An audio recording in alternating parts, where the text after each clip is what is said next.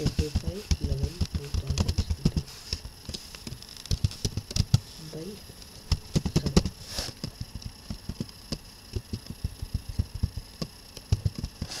to sales account.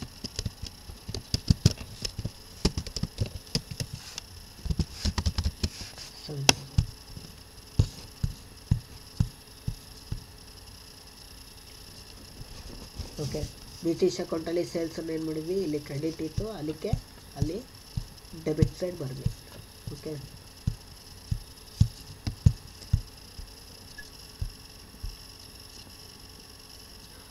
Okay, next one ಕಾರ್ಟೇಜ್ paid on November 26th V paid the ಕಾರ್ಟೇಜ್ ಅಂದರೆ ಗಾಡಿ ಬಾಡಿಗೆ ಅಂತ. ಗಾಡಿ ಬಾಡಿಗೆನ ನಾವೇನು ಮಾಡಿದ್ವಿ, ಕೊಟ್ವಿ. ಎಷ್ಟು ಕೊಟ್ವಿ? 200 ರೂಪಾಯಿ. ಸೊ ಗಾಡಿ ಬಾಡಿಗೆನ ಕೊಟ್ರಿ ಅಂದರೆ ನಿಮಗೆ ಎಕ್ಸ್ಪೆನ್ಸಸ್ ಜಾಸ್ತಿ ಆಗುತ್ತೆ ತಾನೆ. ಸೊ ಒಂದು ಕಾರ್ಟೇಜ್ ಅಕೌಂಟ್ ಬರುತ್ತೆ, ಮತ್ತು ಇನ್ನೊಂದು ಪೇಡ್ ಅಂದರೆ ಏನು ಕೊಡೋಕ್ಕೆ ಸಾಧ್ಯ, ಕ್ಯಾಶ್. ಇನ್ನೊಂದು ಕ್ಯಾಶ್ ಅಕೌಂಟ್. ಒಂದು ಕಾರ್ಟೇಜ್ ಅಕೌಂಟು ಮತ್ತು ಇನ್ನೊಂದು cash account. ಕಾರ್ಟೇಜ್ it is an expenses. ಗಾಡಿ ಬಾಡಿಗೆ ನಿಮಗೇನು ಎಕ್ಸ್ಪೆನ್ಸಸ್ ಜಾಸ್ತಿ ಆಗುತ್ತೆ ತಾನೆ. ಎಕ್ಸ್ಪೆನ್ಸಸ್ ಇನ್ಕ್ರೀಸ್ ಆದರೆ ಅದನ್ನು ಏನು ಮಾಡಬೇಕು, ಡೆಬಿಟ್ ಮಾಡಬೇಕು. ಓಕೆ, ಸೊ ಕ್ಯಾಶನ್ನು ಕ್ರೆಡಿಟ್ ಮಾಡ್ತೀರಾ. ಕ್ಯಾಶನ್ನು ಕ್ರೆಡಿಟ್ ಮಾಡಿದರೆ ಅರ್ಥ ಏನು ಬರುತ್ತೆ, ಕ್ಯಾಶು ನಿಮಗೆ ಅಸೆಟ್ ಅಂತ ಗೊತ್ತಿದೆ. ಕ್ಯಾಶು ನಿಮಗೆ ಹೋಗುತ್ತೆ. ಕ್ಯಾಶ್ ಹೋಗುತ್ತೆ ಅಂದರೆ ಬಿಸ್ನೆಸ್ಸಿಂದ ಆವಾಗ ಅಸೆಟ್ ವ್ಯಾಲ್ಯೂ ಏನಾಗುತ್ತೆ, ಕಡಿಮೆ ಆಗುತ್ತೆ. ಸೊ ಕ್ಯಾಶ್ ಅದಕ್ಕೆ ಅಸೆಟ್ ವ್ಯಾಲ್ಯೂ ಕಡಿಮೆ ಆಗುತ್ತೆ ಅಂದಾಗ ನಾವು ಕ್ರೆಡಿಟ್ ಮಾಡಬೇಕು. 26 November 2017 ಕಾರ್ಟೇಜ್ account data to cash account 200 being cartage paid.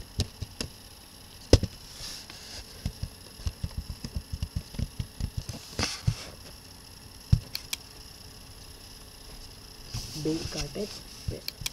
Okay, so ಇಲ್ಲಿ ಕ್ಯಾಶ್ ಅಕೌಂಟ್ ಇದೆ. ಕ್ಯಾಶ್ ಅಕೌಂಟನ್ನು ಓಪನ್ ಮಾಡೋ ನೆಸೆಸಿಟಿ ಇಲ್ಲ. ಕ್ಯಾಶ್ ಅಕೌಂಟಲ್ಲಿ ಕಾರ್ಟೇಜನ್ನು ಡೆಬಿಟ್ ಇದ್ದಿದ್ದನ್ನು ಏನು ಮಾಡಬೇಕು, ಕ್ರೆಡಿಟ್ ಮಾಡಬೇಕು. ಓಕೆ,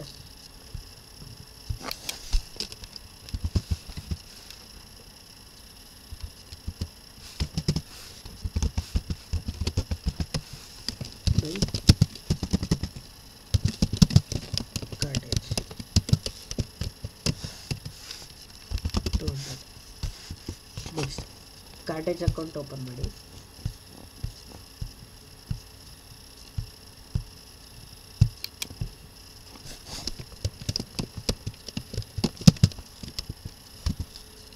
ಕಾರ್ಟೇಜ್ ಅಕೌಂಟಲ್ಲಿ ಕಾರ್ಟೇಜ್ ಬರಲ್ಲ, ಏನು ಬರುತ್ತೆ, cash.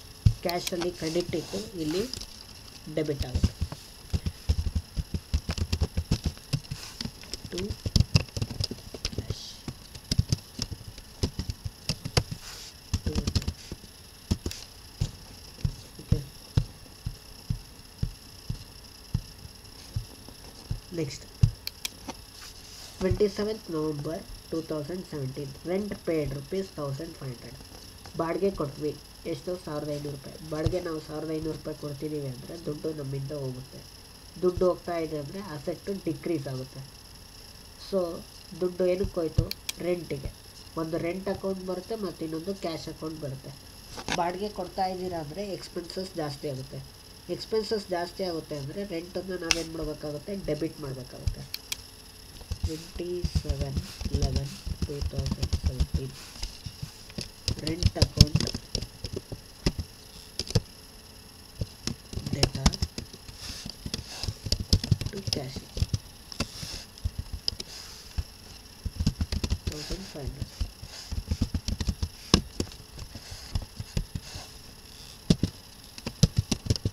being rent paid.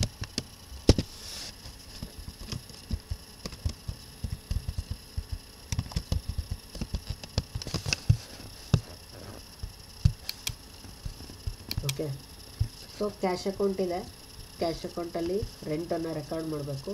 Rent ಇಲ್ಲಿ ಡೆಬಿಟ್ ಇದ್ದರೆ ಇಲ್ಲೇನಾಗುತ್ತೆ, ಕ್ರೆಡಿಟ್ ಆಗುತ್ತೆ.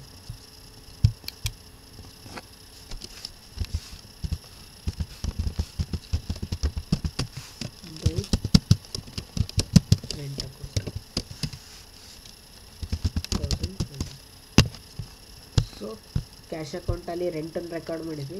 ಇವಾಗ ರೆಂಟ್ ಅಕೌಂಟ್ ಇಲ್ಲ, ರೆಂಟ್ ಅಕೌಂಟ್ ಓಪನ್ ಮಾಡಿ. ರೆಂಟ್ ಅಕೌಂಟ್ ಓಪನ್ ಮಾಡಿದ್ಮೇಲೆ ಇಲ್ಲಿ ಕ್ಯಾಶ್ ಕ್ರೆಡಿಟ್ ಇದೆಯಲ್ಲ ಅದನ್ನು ಡೆಬಿಟ್ ಮಾಡಬೇಕು.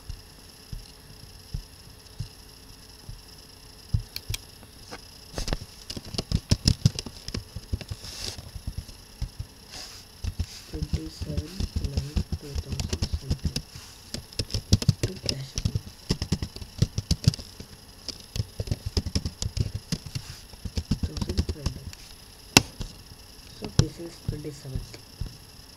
Let us remove to the another one entry. 29th November. Received cash from Nitish rupees 6,800 and discount allowed rupees 200. ನೋಡಿ 25ನೇ ತಾರೀಕು ಗೂಡ್ಸ್ನ ಸೇಲ್ ಮಾಡಿದ್ವಿ ನಿತೀಶ್ಗೆ. ಎಷ್ಟು? 7,000 ರೂಪಾಯಿ ಕ್ರೆಡಿಟ್ ಬೇಸಿಸಲ್ಲಿ. ಸೊ ಅದೇ ನಿತೀಶು 29ನೇ ತಾರೀಕು 7,000 ಕೊಡೋ ಜಾಗದಲ್ಲಿ ಎಷ್ಟು ಕೊಟ್ಟ? 6,800 ರೂಪಾಯಿ ಕೊಟ್ಟ. ಎಷ್ಟು ಕಡಿಮೆ ಕೊಟ್ಟ? 200 ರೂಪಾಯಿ. 200 ರೂಪಾಯಿ ಅನ್ನೋದು ಡಿಸ್ಕೌಂಟ್. ಅಂದರೆ ನಿತೀಶ್ ನಮಗೆ, ನಮ್ಮ ಬಿಸ್ನೆಸ್ಸಿಗೆ ನಿತೀಶ್ 7,000 ರೂಪಾಯಿ ಕೊಡಬೇಕಾಯ್ತು. ಅವರಿಂದ ನಾವೆಷ್ಟು ಕ್ಯಾಶ್ನ ರಿಸೀವ್ ಮಾಡಿದ್ವಪ್ಪ? 6,800 ರೂಪಾಯಿ ಇಸ್ಕೊಂಡ್ವಿ.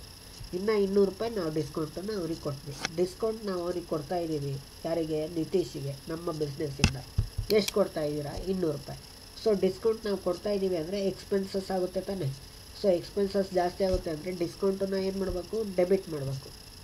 ಓಕೆ, ಒಂದು ಡಿಸ್ಕೌಂಟ್ ಅಕೌಂಟ್ ಬರುತ್ತೆ, ಇನ್ನೊಂದು ಕ್ಯಾಶ್ ಅಕೌಂಟ್ ಬರುತ್ತೆ, ಇನ್ನೊಂದು ನಿತೀಶ್ ಅಕೌಂಟ್ ಬರುತ್ತೆ. ಓಕೆ, ಇಲ್ಲಿ ನೋಡಿ, ಕ್ಯಾಶ್ ರಿಸೀವ್ ಮಾಡ್ತಾ ಇದ್ದೀರಾ ಅಂದರೆ ಕ್ಯಾಶ್ ನಮಗೆ ಬರ್ತಾ ಇದೆ ತಾನೆ. ಸೊ ಅಸೆಟ್ ಏನಾಗುತ್ತೆ? ಜಾಸ್ತಿ ಆಗುತ್ತೆ, ಕ್ಯಾಶ್ ಜಾಸ್ತಿ ಆಗುತ್ತೆ. ಸೊ ಕ್ಯಾಶ್ ಜಾಸ್ತಿ ಆಗುತ್ತೆ ಅಂದರೆ ಕ್ಯಾಶನ್ನ ಏನು ಮಾಡಬೇಕು? ಡೆಬಿಟ್ ಮಾಡಬೇಕು. ಕ್ಯಾಶನ್ನು ಡೆಬಿಟ್ ಮಾಡ್ತೀರಾ, ಡಿಸ್ಕೌಂಟ್ ಎಕ್ಸ್ಪೆನ್ಸಸ್ ಜಾಸ್ತಿ ಆಗುತ್ತೆ, ಅದಕ್ಕೆ ಡೆಬಿಟ್ ಮಾಡ್ತೀರಾ. ನಿತೀಶನ್ನ ಕ್ರೆಡಿಟ್ ಮಾಡಬೇಕು. ನಿತೀಶ್ನ ಯಾಕೆ ಕ್ರೆಡಿಟ್ ಮಾಡಬೇಕು ಸರ್ ಅಂತ ನಿಮ್ಮ ಮೈಂಡಲ್ಲಿ ಬರುತ್ತೆ. ಗೂಡ್ಸ್ನ ನಾವೇನು ಮಾಡಿದ್ವಿ? ಸೇಲ್ ಮಾಡಿದ್ವಿ. ಯಾರಿಗೆ? ನಿತೀಶಿಗೆ. ಯಾವ ಬೇಸಿಸಲ್ಲಿ? ಕ್ರೆಡಿಟ್ ಬೇಸಿಸಲ್ಲಿ. Nitish is a debtor. ಸಾಲ ಅವನಿಂದ ನಮಗೆ ಬರಬೇಕಾಗಿತ್ತು, ಅದಕ್ಕೆ ಅಸೆಟ್ ವ್ಯಾಲ್ಯೂ ಜಾಸ್ತಿ ಆಯಿತು, ಡೆಟಾರ್ ವ್ಯಾಲ್ಯೂ ಜಾಸ್ತಿ ಆಗಿತ್ತು, ಅದಕ್ಕೆ ನಿತೀಶ್ನ ಡೆಬಿಟ್ ಮಾಡಿದ್ವಿ. ಇವಾಗ ಸಾಲ ವಾಪಸ್ ಬಂತಲ್ಲ, ಡೆಟಾರ್ ವ್ಯಾಲ್ಯೂ ಏನಾಗುತ್ತೆ? ಕಡಿಮೆ ಆಗುತ್ತೆ, ಅಂದರೆ ಅಸೆಟ್ ಕಡಿಮೆ ಆಗುತ್ತೆ. ಸೊ ಅದಕ್ಕೆ ನಿತೀಶನ್ನ ಏನು ಮಾಡಬೇಕು? ಕ್ರೆಡಿಟ್ ಮಾಡಬೇಕು. Okay, 29/11/2017 cash account, debtor, discount account, debtor to Nitish. Cash ಎಷ್ಟು ಇಸ್ಕೊಂಡ್ವಿ? 6,800. ಡಿಸ್ಕೌಂಟ್ ಎಷ್ಟು? 200. ಸೊ ನಿತೀಶಿಂದ ಎಷ್ಟು ಬರಬೇಕಾಯಿತು? 7,000. Be cash receive and discount allowed.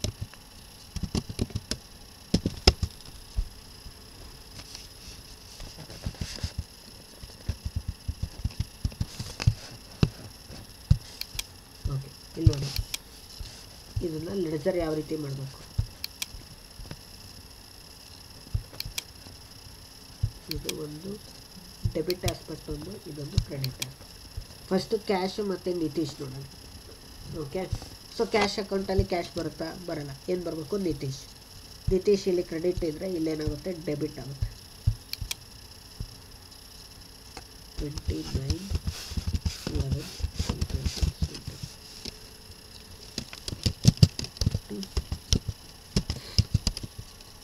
Nitish.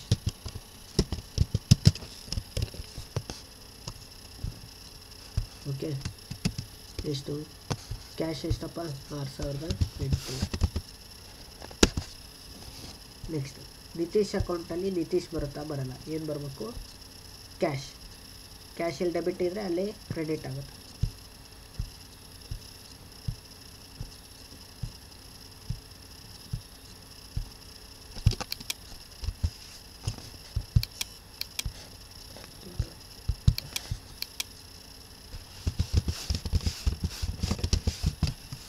By cash account ಎಷ್ಟು? 6,800.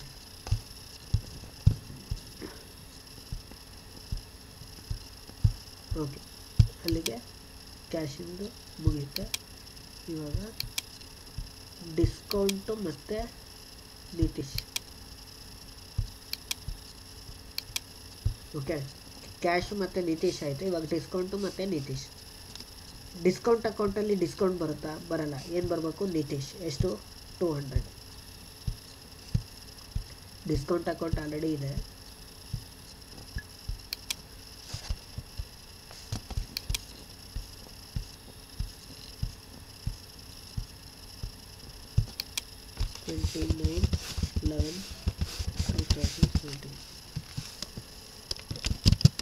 to ನಿತೀಶ್ ಅಕೌಂಟ್ ಎಷ್ಟು?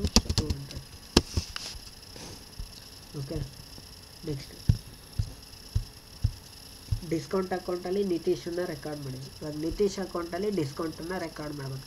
ಇಲ್ಲಿ ಡಿಸ್ಕೌಂಟ್ ಡೆಬಿಟ್ ಇದೆ, ಅಲ್ಲಿ ಕ್ರೆಡಿಟ್ ಆಗುತ್ತೆ.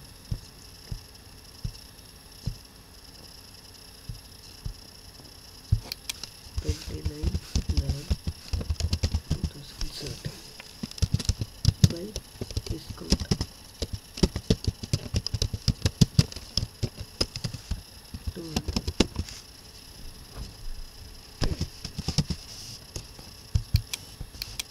okay, this is 29th. Let us move to the next transaction, that is November 30th 2017. Salary paid rupees 3000. Salary ಕೊಡ್ತಾ ಇದ್ದೀವಿ. ಎಷ್ಟು? 3000 ರೂಪಾಯಿ.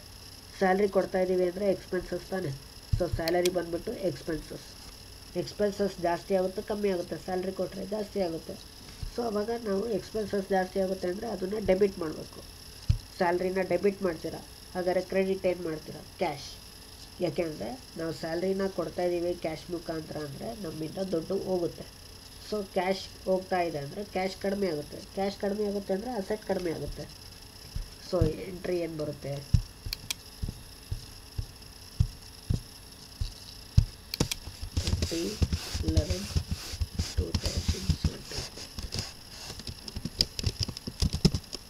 Salary account data to cash account being salary paid 3000.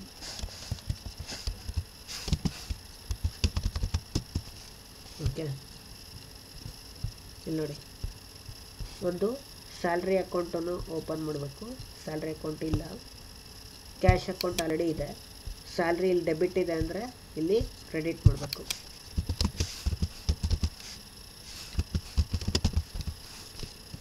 By salary account 3000. So cash ಅಕೌಂಟಲ್ಲಿ ಸ್ಯಾಲ್ರಿನ ಬರ್ತೀವಿ. ಇವಾಗ salary ಅಕೌಂಟಲ್ಲಿ ಕ್ಯಾಶನ್ನು ಬರೀಬೇಕು. ಯಾಕಡೆ ಇಲ್ಲಿ ಕ್ಯಾಶ್ ಕ್ರೆಡಿಟ್ ಇತ್ತು ಅಂದರೆ ಅಲ್ಲಿ ಡೆಬಿಟ್ ಮಾಡಬೇಕು.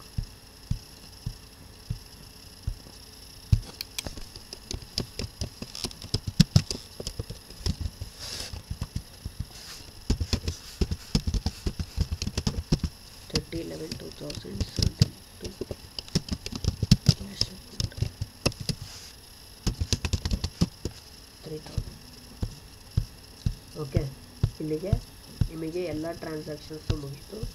ಇವಾಗ ಫಸ್ಟ್ ಜರ್ನಲ್ ಎಂಟ್ರಿನ ಟೋಟಲ್ ಮಾಡಿ, ಡೆಬಿಟ್ ಕಾಲಮ್.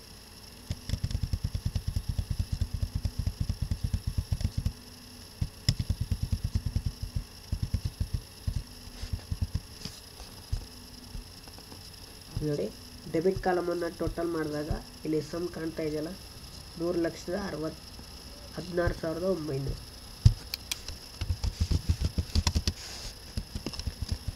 ನೆಕ್ಸ್ಟ್ ಅದೇ ರೀತಿ ಕ್ರೆಡಿಟ್ ಕಾಲಮ್.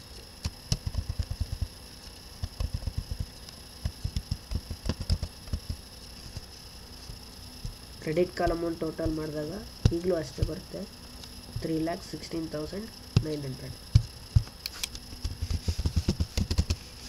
ಅದನ್ನು ಟೋಟಲ್ ಅಂತ.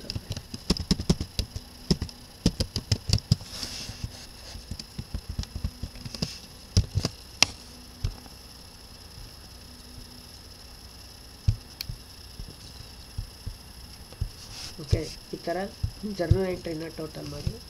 ಇವಾಗ ಭಾಳ ಕೇರ್ಫುಲ್ಲಾಗಿ ನೋಡ್ಕೊಳ್ಳಿ, ಲೆಡ್ಜರನ್ನು ಯಾವ ರೀತಿ ಟೋಟಲ್ ಮಾಡಬೇಕು, ಬ್ಯಾಲೆನ್ಸ್. ಇವಾಗ ನಾವು ಜರ್ನಲ್ ಟೋಟಲ್ ಆದಮೇಲೆ ಲೆಡ್ಜರನ್ನು ಬ್ಯಾಲೆನ್ಸ್ ಮಾಡಬೇಕು. ಇದನ್ನು ಬ್ಯಾಲೆನ್ಸಿಂಗ್ ಆಫ್ ಲೆಡ್ಜರ್ ಅಂತ ಕರಿತೀವಿ. ಏನಂತ ಕರಿತೀವಿ? Balancing of ledger. Balancing of ledger ಮಾಡ್ಬೇಕಾದ್ರೆ ಕರೆಕ್ಟಾಗಿ ಕೇಳಿಸ್ಕೊಳ್ಳಿ. ಇವಾಗ ಡೆಬಿಟ್ ಸೈಡ್ ಇದಿಷ್ಟನ್ನು ಟೋಟಲ್ ಮಾಡಿ. ಇದಿಷ್ಟಿದೆಯಲ್ಲ, ಇದು ಟೋಟಲ್ ಮಾಡಿದಾಗ ಎಷ್ಟು ಬಂತಪ್ಪ? ಇಲ್ಲಿ 1,83,800 ಬರುತ್ತೆ. ಓಕೆ, ಸುಮ್ಮನೆ ಇಲ್ಲಿ 1,83,800 ಅಂತ ಬರೀತೀವಿ. ಓಕೆ, ಇದನ್ನು ಟೋಟಲ್ ಮಾಡಿದಾಗ ನೋಡಿ ಇಲ್ಲಿ ಎಷ್ಟು ಬಂದಿದೆ?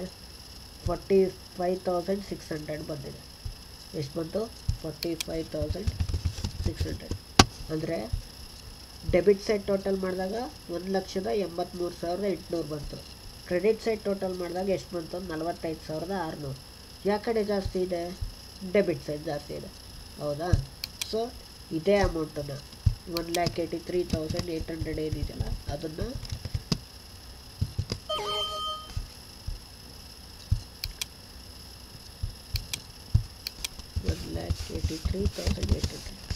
ಅದನ್ನೇ ಬರಿಬೇಕು. ಓಕೆ, ಎರಡೂ ಸೈಡ್ ಬರೀರಿ. Same amount is to be recorded in the two side. Sir, ಇಲ್ಲಿ ಟೋಟಲ್ ಮಾಡಿದಾಗ 45,600 ಇತ್ತು. ಬಟ್ ನೀವೇನು ಮಾಡಿದ್ರಿ? ಟೋಟಲನ್ನು 1,83,800 ರೂಪಾಯಿ ಬರೆದ್ರಿ. ಸರ್, ಹಾಗಾದರೆ ತಪ್ಪಾಗಲ್ಪ. ಅದನ್ನೇ ನಾನು ಹೇಳಿದ್ದು ಏನು ಅಂದರೆ, ಅದನ್ನು ಬ್ಯಾಲೆನ್ಸಿಂಗ್ ಆಫ್ ಲೆಡ್ಜರ್ ಅಂತ ಕರಿತೀವಿ ಅಂತ.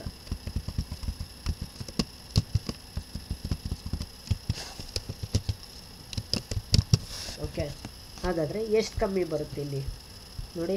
ಇಲ್ಲಿ 1,83,800 ರೂಪಾಯಿ ಇರಬೇಕು ಅಂದರೆ ಇಲ್ಲಿ ಇನ್ನು ಎಷ್ಟು ಹಾಕಿದರೆ ಇಲ್ಲಿ ಇಷ್ಟಾಗುತ್ತೆ ಅಂದರೆ 1,83,000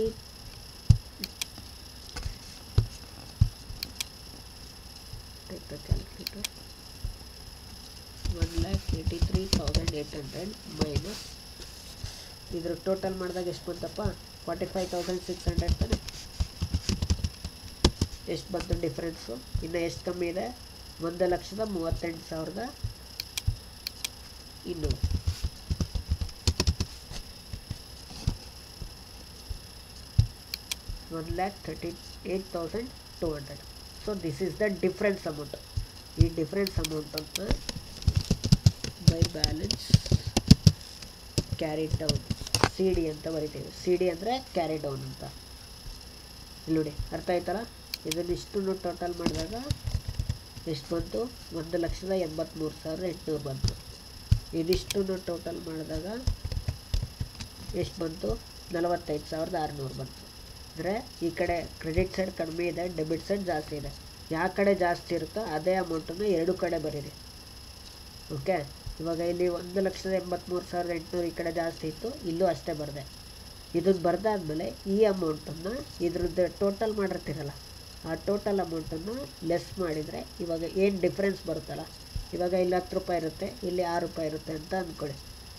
10 ರೂಪಾಯಿ ಬರೆದ್ರೆ, ಸೊ 10 ರೂಪಾಯಲ್ಲಿ 6 ರೂಪಾಯಿ ಕಳೆದ್ರೆ ಮಿಕ್ಕಿರೋದು ಎಷ್ಟಪ್ಪ? ಇಲ್ಲಿ 4 ರೂಪಾಯಿ. ಆ 4 ರೂಪಾಯಿನ ಕ್ಯಾರಿ ಡೌನ್ ಅಂತ ಬರಿಬೇಕು. ಆ ಥರ ಅವಾಗ 6 ರೂಪಾಯಿ ಮತ್ತು ಈ 4 ರೂಪಾಯಿ ಸೇರಿ ಇಲ್ಲಿ ಎಷ್ಟಾಗುತ್ತೆ? 10 ರೂಪಾಯಿ ಆಗುತ್ತೆ. ನಮಗೆ ಈ 1,38,200 ಮತ್ತು ಈ 45,600 ರೂಪಾಯಿ ಸೇರಿದರೆ ಇವಾಗ ಎಷ್ಟಾಗುತ್ತೆ?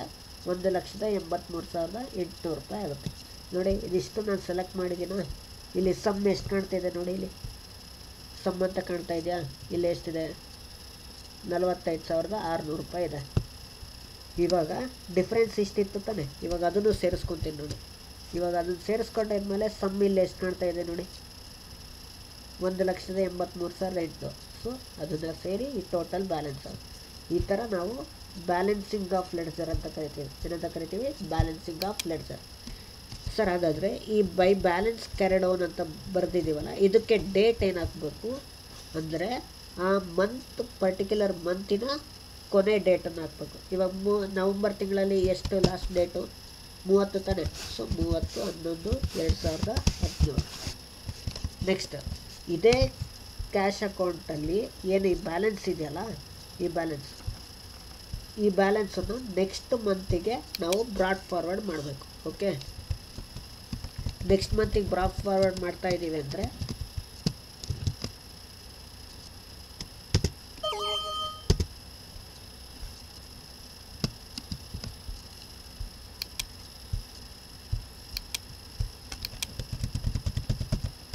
ನೆಕ್ಸ್ಟ್ ಮಂತಿಗೆ ಬ್ರಾಡ್ ಫಾರ್ವರ್ಡ್ ಮಾಡ್ತೀವಿ ಅಂದರೆ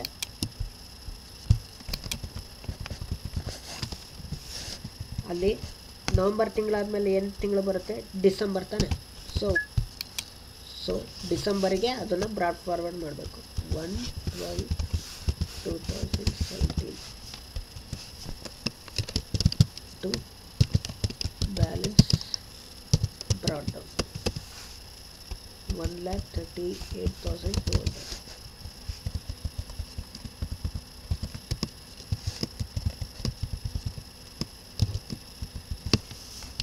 ಓಕೆ. ಸೊ ಈ ಥರ ನಾವು ಲೆಡ್ಜರನ್ನು ಬ್ಯಾಲೆನ್ಸ್ ಮಾಡಬೇಕು. ಇದನ್ನು ನಾವು ಬ್ಯಾಲೆನ್ಸಿಂಗ್ ಆಫ್ ಲೆಡ್ಜರ್ ಅಂತ ಕರಿತೀವಿ. ಓಕೆ, ಮೈಂಡಲ್ಲಿ ಇಟ್ಕೊಂಡು. ಇದರ ಅರ್ಥ ಏನು, ಇವಾಗ ಇಲ್ಲಿ ಬ್ಯಾಲೆನ್ಸ್ ಇದೆಯಲ್ಲ, ಇದು 1,38,200 ರೂಪಾಯಿ. ಇದರ ಅರ್ಥ ಏನು, ಇದಿಷ್ಟು ಏನಿದೆಯಲ್ಲ ಬಿಸ್ನೆಸ್ಸಿಗೆ ಕ್ಯಾಶ್ ಬಂದಿರೋದು. ಸೊ ಬಿಸ್ನೆಸ್ಸಿಗೆ ಎಷ್ಟು ಕ್ಯಾಶ್ ಬಂದಿತ್ತಪ್ಪ, 1,83,800 ರೂಪಾಯಿ. ಸೊ ಇದಿಷ್ಟು ಏನಿದೆಯಲ್ಲ ಇದು ಬಿಸ್ನೆಸ್ಸಿಂದ ಕ್ಯಾಶ್ ಹೋಗಿರೋದು. ಇವಾಗ ಫರ್ನಿಚರ್ ಪರ್ಚೇಸ್ ಮಾಡಿದೆ, 5,000 ರೂಪಾಯಿ ದುಡ್ಡು ಹೋಯಿತು.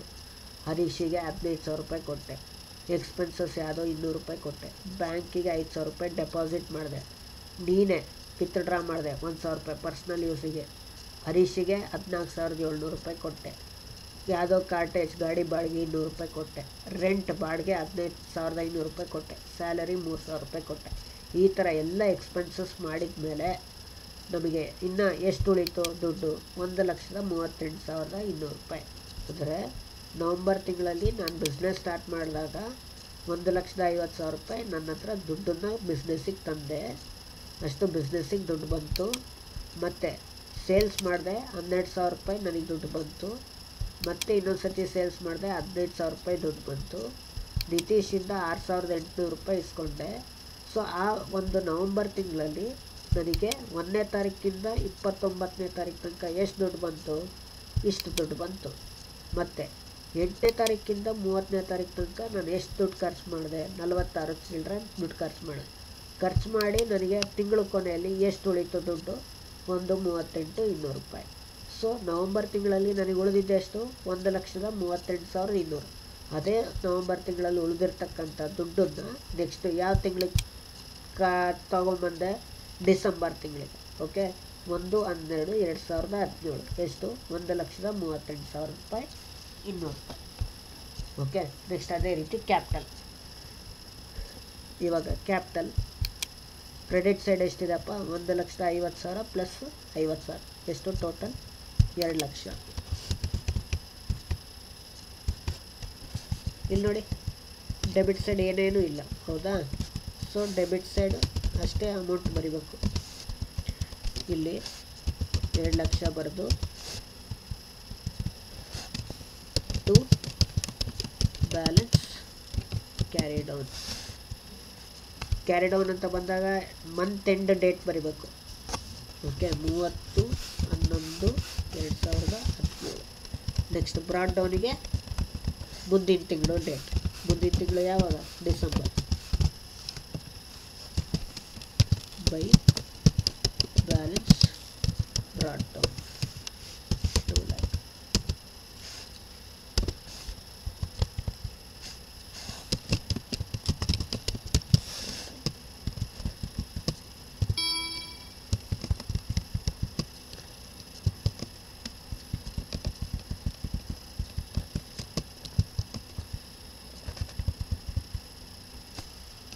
ಓಕೆ, ನೆಕ್ಸ್ಟ್ ಅದೇ ರೀತಿ ಸ್ಟಾಕ್.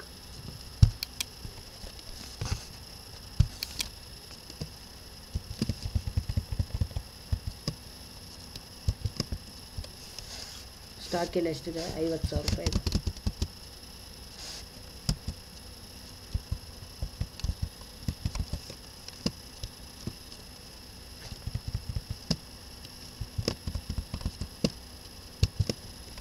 ಇಲ್ಲಿ ಕ್ರೆಡಿಟ್ ಸೈಡ್ ಏನೂ ಇಲ್ಲ, 50,000 ರೂಪಾಯಿ ಬರೀರಿ. 50,000 by balance carried month end date. Next ಅದನ್ನು ನೆಕ್ಸ್ಟ್ ಮಂತಿಗೆ ಬ್ರಾಡ್ ಫಾರ್ವರ್ಡ್ ಮಾಡಿ.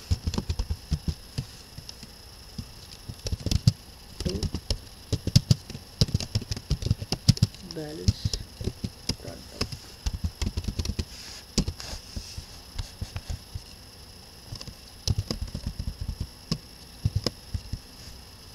ನೆಕ್ಸ್ಟ್ ಅದೇ ರೀತಿ ಪರ್ಚೇಸ್ ಅಕೌಂಟ್.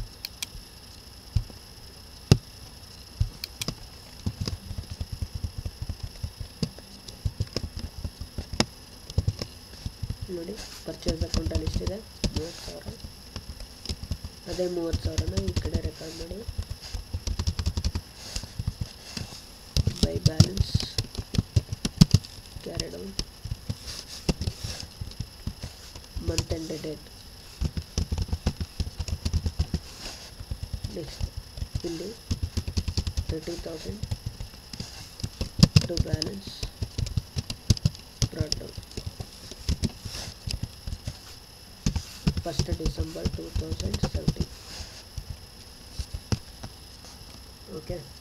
ನೆಕ್ಸ್ಟ್ ಅದೇ ರೀತಿ ಹರೀಶ್ ಅಕೌಂಟ್. ಇಲ್ಲಿ ನೋಡಿ ಹರೀಶ್ ಅಕೌಂಟಲ್ಲಿ ಈ ಕಡೆ ಎಷ್ಟಿದೆ 15,000, 14,700, 300 ರೂಪಾಯಿ ಟೋಟಲ್ ಸೇರಿ ಎಷ್ಟಾಯಿತು 30,000 ರೂಪಾಯಿ. ಸಮ್ ಇಲ್ಲಿ ನೋಡಿ 30,000 ರೂಪಾಯಿ ತಾನೆ.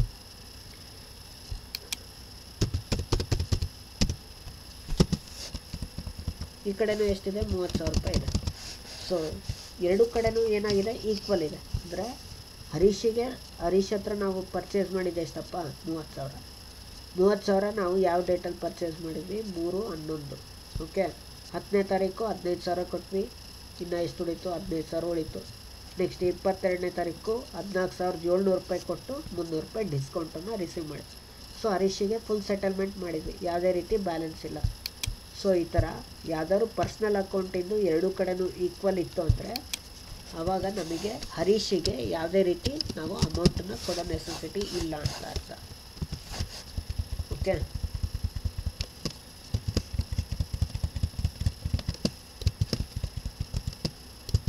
ಇಲ್ಲೇನಾದರೂ ಯಾವ ಕಡೆನಾದರೂ ಕಡಿಮೆ ಬಂದು ಇನ್ನು ಯಾವ ಕಡೆನಾದ್ರು ಜಾಸ್ತಿ ಬಂದಿದ್ರೆ ಅರ್ಥ ಏನಾಗೋದು ಹರೀಶ್ ಅಕೌಂಟಲ್ಲಿ ಇನ್ನೂ ಬ್ಯಾಲೆನ್ಸ್ ಇದೆ ಅಂತ. ಹರೀಶ್ ಅಕೌಂಟಲ್ಲಿ ಬ್ಯಾಲೆನ್ಸ್ ಇದ್ದಿದ್ದರೆ ಆವಾಗ ನಾವು ಹರೀಶಿಗೆ ಇನ್ನೂ ದುಡ್ಡು ಕೊಡಬೇಕು ಅಂತ ಅರ್ಥ ಬರೋದು. ಓಕೆ.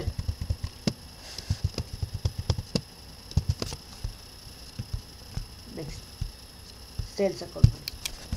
ಸೇಲ್ಸ್ ಕ್ರೆಡಿಟ್ ಸೈಡ್ ಎಷ್ಟು ಬಂತು 34,000 ರೂಪಾಯಿ.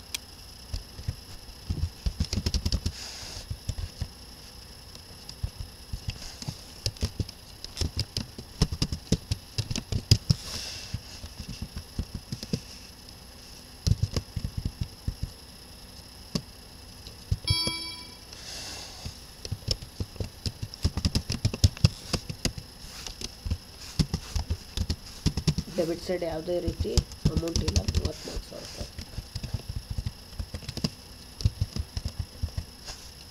34,000 ರೂಪಾಯಿ ಬರೆದ್ಬಿಟ್ಟು to balance carry down month end date 30/11/2013. Next ಇಲ್ಲಿ month beginning 1/12/2017 by balance 34,000.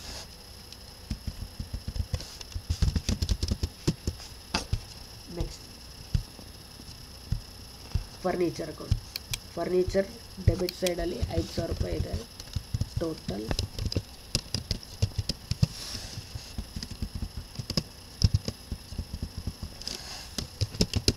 Total 5,000. ಇಲ್ಲಿ ಕ್ರೆಡಿಟ್ ಸೈಡ್ ಏನು ಅಮೌಂಟ್ ಇಲ್ಲ, 5,000 ಬರೆದು by balance carry down month end date.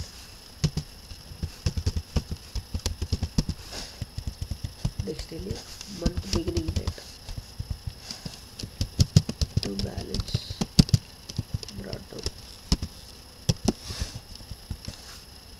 1/12/2017. Next ಅದೇ ರೀತಿ sundry expenses. Sundry expenses total ಎಷ್ಟಿದೆ 200.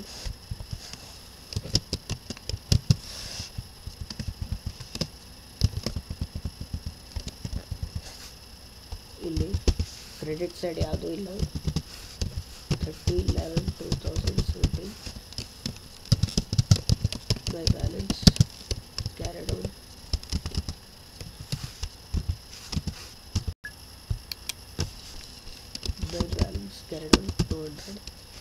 So total 200.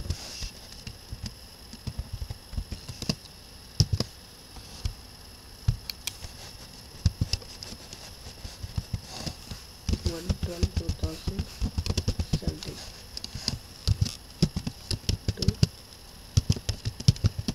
balance brought down 200.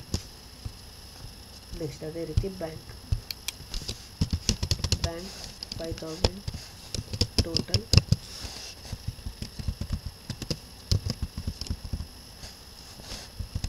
Credit ಸೈಡಲ್ಲಿ ಯಾವುದೇ ರೀತಿ ಬ್ಯಾಲೆನ್ಸಸ್ ಇಲ್ಲ. 31st by balance carried on 5000 total 5000. next 112,000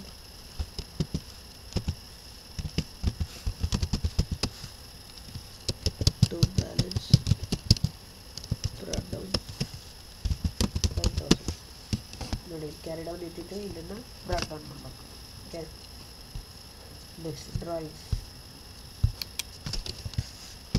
1000 total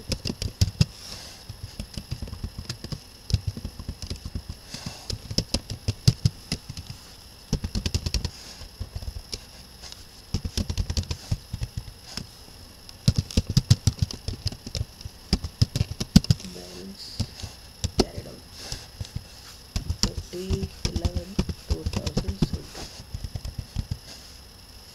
next ಅದೇ 1000 ಅನ್ನು ಇಲ್ಲಿ to balance brought down 112,2030.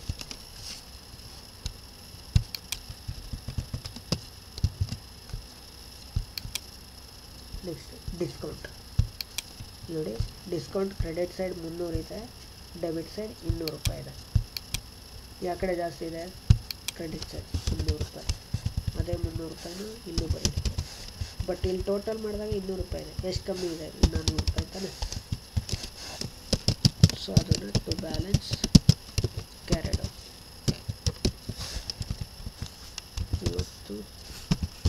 11/11/2007.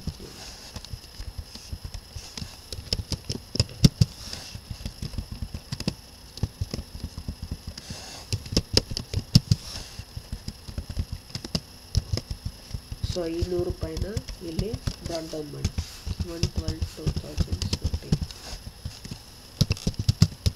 By balance brought down ಎಷ್ಟು 100 ರೂಪೀಸ್. ನೆಕ್ಸ್ಟ್ ನಿತೀಶ್ ಅಕೌಂಟಿಂದ ಟೋಟಲ್ ಇಲ್ಲಿ ನೋಡಿ, ಇಲ್ಲಿ 7000 ಇದೆಯಾ, ಇವೆರಡು ಸೇರಿದರೆ ಎಷ್ಟಾಗುತ್ತೆ? 7000.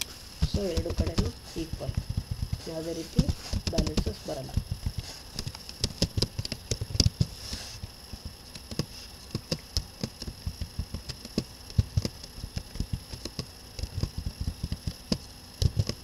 ಅಂದರೆ ನಿತೀಶಿಗೆ ಗೂಡ್ಸ್ನ ಸೇಲ್ ಮಾಡಿದ್ವಿ 7,000 ರೂಪಾಯಿ 25ನೇ ತಾರೀಕು, ಅವನಿಂದ 29ನೇ ತಾರೀಕು ನಾವು 6,800 ದುಡ್ಡು ಇಸ್ಕೊಂಡು ಇನ್ನು 200 ರೂಪಾಯಿ ಡಿಸ್ಕೌಂಟನ್ನು ಕೊಟ್ವಿ. ಸೊ ಅದಕ್ಕೆ 200 ರೂಪಾಯಿ ಬ್ಯಾಲೆನ್ಸಸ್ ಯಾವುದೇ ರೀತಿ ಅವನಿಂದ ಇಲ್ಲ, ಅವನಿಂದ ಫುಲ್ ಅಮೌಂಟು ನಮಗೆ ಬಂದಿದೆ. ಇನ್ ಕೇಸ್ ಏನಾದ್ರು ಬ್ಯಾಲೆನ್ಸಸ್ ಇದ್ದಿದ್ರೆ ನಿತೀಶಿಂದ ನಮಗೆ ದುಡ್ಡು ಬರಬೇಕಾಗಿತ್ತು ಅಂತ ಅರ್ಥ ಬರೋದು. ನೆಕ್ಸ್ಟ್ ಕಾಟೇಜ್ ಅಕೌಂಟ್ ನೋಡಿ, ಕಾಟೇಜ್ ಎಷ್ಟಿದೆ? 200 ರೂಪಾಯಿ ಇದೆ. ಸೊ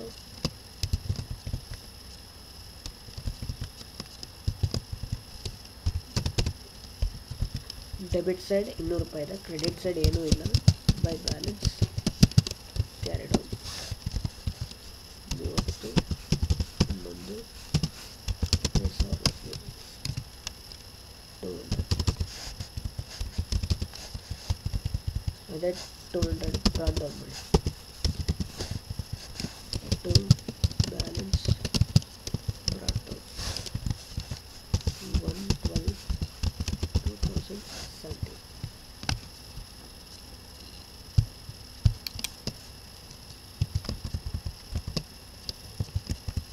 ನೆಕ್ಸ್ಟ್ ರೆಂಟ್ ಟೋಟಲ್ ಎಷ್ಟಿದೆ? 15,500. Okay,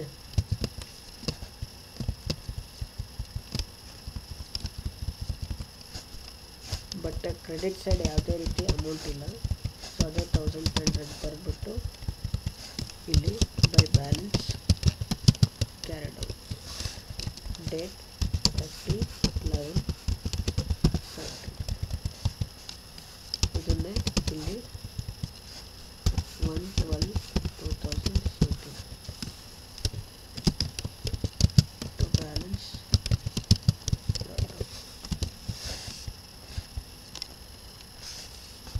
next last salary.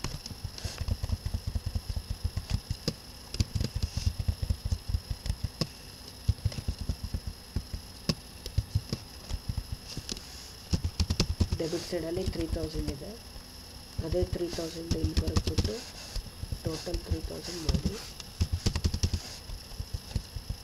ಈ 3000 ಬೈ ಬ್ಯಾಲೆನ್ಸ್ ಕ್ಯಾರಿಡ್ ಔಟ್ ಅಂತ ಬರುತ್ತೆ. ಡೇಟ್ 30/11/2017. ಆ ಕ್ಯಾರಿಡ್ ಔಟನ್ನು ಇಲ್ಲಿ ಬ್ರಾಟ್ ಡೌನ್ ಮಾಡಿ to balance brought down 1/12/2017. So ಈ ಥರ ನಾವೇನು ಮಾಡಬೇಕಾಗುತ್ತೆ, ಜರ್ನಲ್ಲು ಮತ್ತು ಲೆಡ್ಜರ್ ಅಕೌಂಟನ್ನು ಪ್ರಾಬ್ಲಮ್ಸ್ನ ಮಾಡಬೇಕಾಗುತ್ತೆ. ಸೊ ಫಸ್ಟು ಪ್ರತಿಯೊಂದು ಜರ್ನಲ್ ಎಂಟ್ರೀಸನ್ನು ಮಾಡಿಬಿಟ್ಟು ಆ ಪ್ರತಿಯೊಂದು ಅಕೌಂಟಿಂದಕ್ಕೂ ನಾವು ಈ ಥರ ಲೆಡ್ಜರ್ ಅಕೌಂಟ್ಸ್ನ ಮಾಡ್ತಾ ಹೋಗ್ಬೇಕು. Okay, so this is all about your journal with ledger problems. In the upcoming class we are going to be continue the remaining problems in respective of journal with ledger. Thank you.